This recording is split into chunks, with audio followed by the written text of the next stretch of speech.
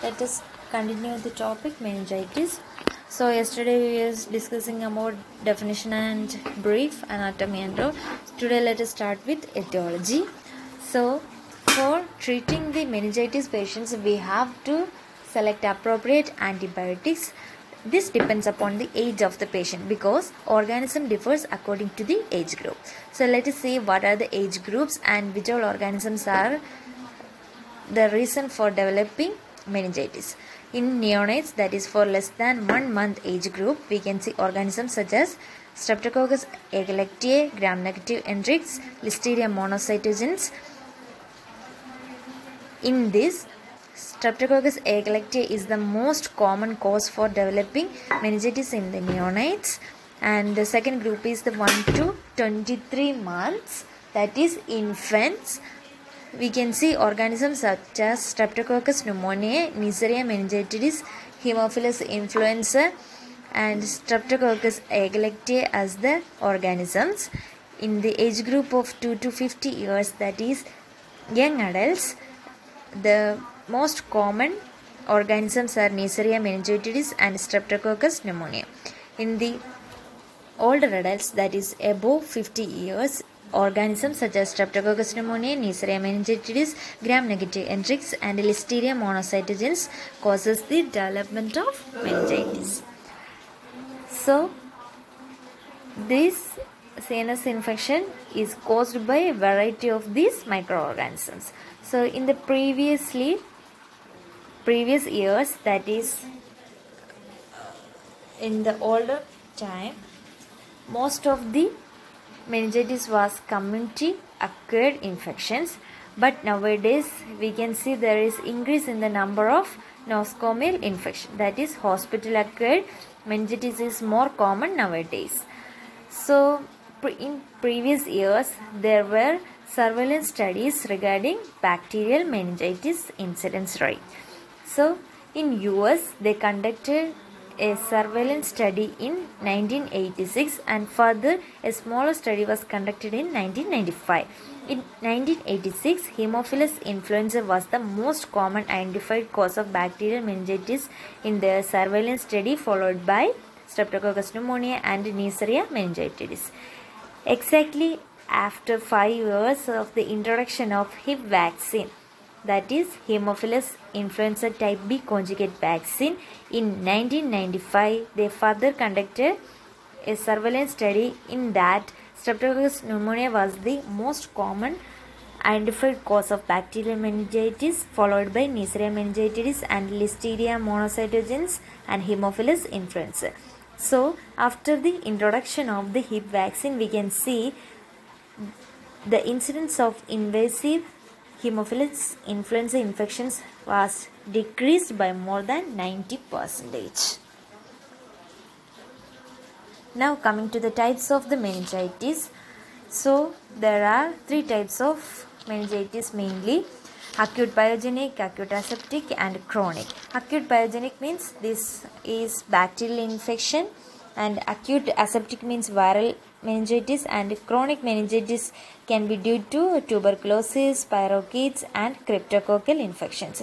So these cryptococcal infections are mostly found in HIV patients due to Cryptococcus neoformans. Now coming to the pathophysiology of meningitis. So the main step in the pathophysiology of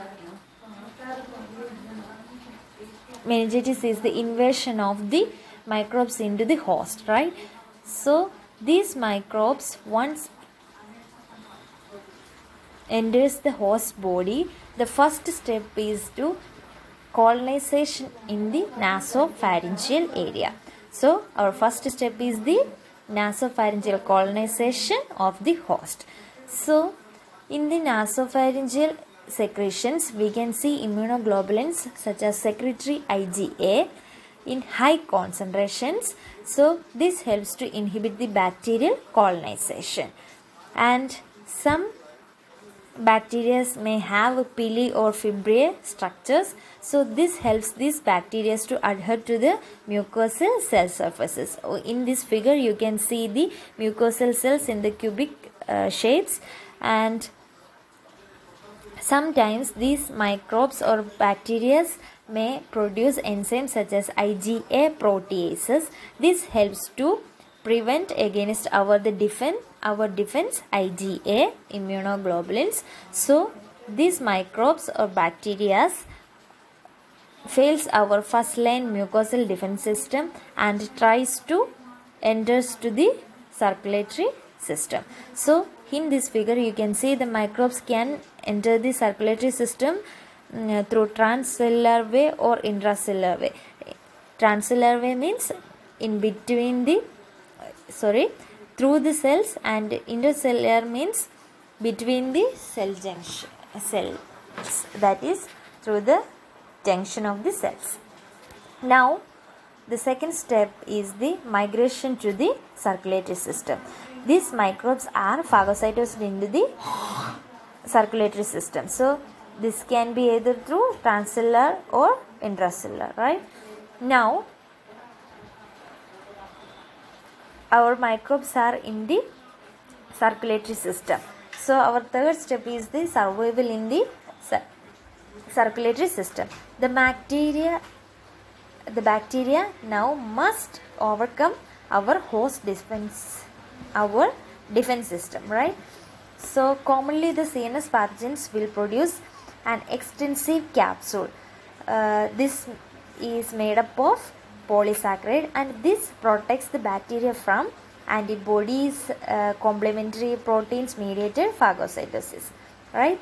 So our blood, that is our circulatory system, is having antibodies, complementary proteins, neutrophils. This all helps in our defense mechanism, right? So because of the capsules, these bacteria escapes from our antibodies, complementary protein mediated phagocytosis. So these capsulated bacteria helps to activate the alternative complementary pathway. This promotes phagocytosis and clearance of infecting pathogens. Strains of pathogens such as Haemophilus, influenza, E. coli, Neisseria meningitis, these are not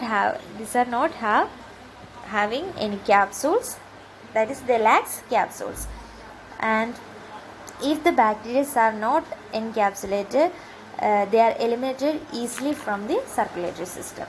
So the patients who are unable to activate the alternative complementary pathways, such as sickle cell patients and splenic patients, they are predisposed to bacterial infection caused by the encapsulated microorganism, that is they are at high risk of developing meningitis. Now our fourth step is the transmission from circulatory system to CSF.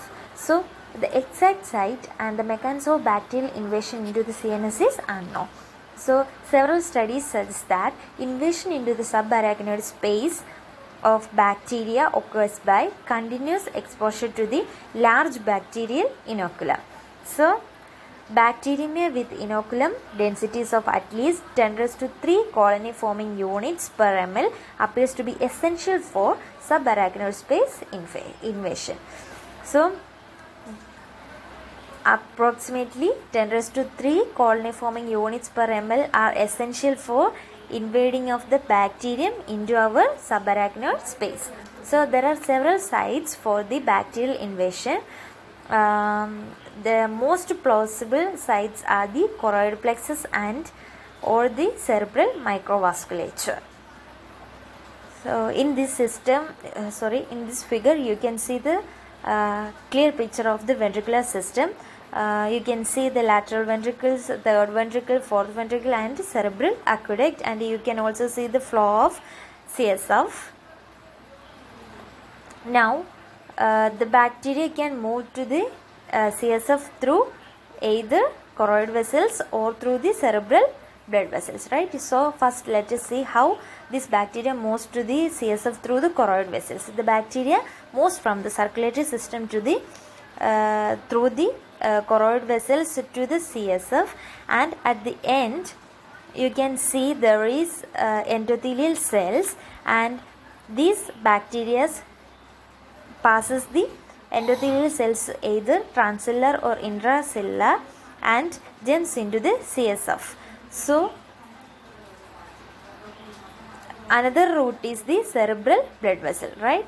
So how this bacteria pass the choroid vessels, as in the same manner it passes the cerebral blood vessel also. The bacteria moves from the circulatory system to the cerebral microvasculature and reaches the choroid plexus. There you can see the endothelial cells, and it passes the endothelial cells either transcellular or intracellular and jumps into the CSF. Now the bacteria is in the CSF. Our fifth step is the multiplying of bacteria in CSF.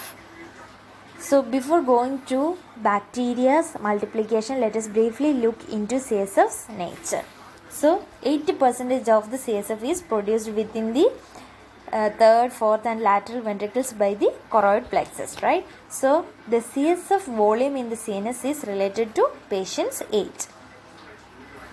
So in infants, 4 to 60 ml of CSF can be seen. In older children, 60 to 100 ml, and in adults 110 to 160 ml of CSF can be found. Normally CSF is produced at a rate of approximately 500 ml per day. Now in this figure you can see arachnoid villi. The CSF is normally produced by choroid plexus of the ventricles, right? So this is removed by arachnoid villi and the vertebral venous plexus located in the spinal cord. Now let us see the composition of this CSF. CSF is a normally clear, crystal clear solution fluid. So it is having constituents such as WBC cells, normally lymphocytes of less than 5 cells per mm cube, and proteins of less than 50 mg per dl, and glucose of 50 to 66% simultaneous serum value. So when the meninges becomes inflamed, the constituency of this CSF will change. So this helps to use CSF as a diagnostic marker. Now coming to the multiplication of the bacteria in CSF. Just now we discussed that CSF is a poor protein fluid with very less concentration of antibodies and complementary proteins, and neutrophils are not present in the CSF. The only WBCs which are present in the CSF is lymphocytes. So there is no effective defense. Now the microbes have favorable environment, so they keep on multiplying in the medium. As we know, CSF circulates in the subarachnoid space through the foramen. The bacteria reaches the subarachnoid space through the CSF and it circulates and multiplies. So you can see the movement of CSF in the arrow mark, and along that the bacteria also circulates.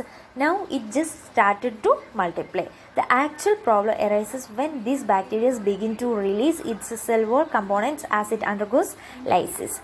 Sixth step is the release of toxins. So the effects of meningitis, namely inflammation within the subarachnoid space and the neurologic damage which occurs as the result of pathogens.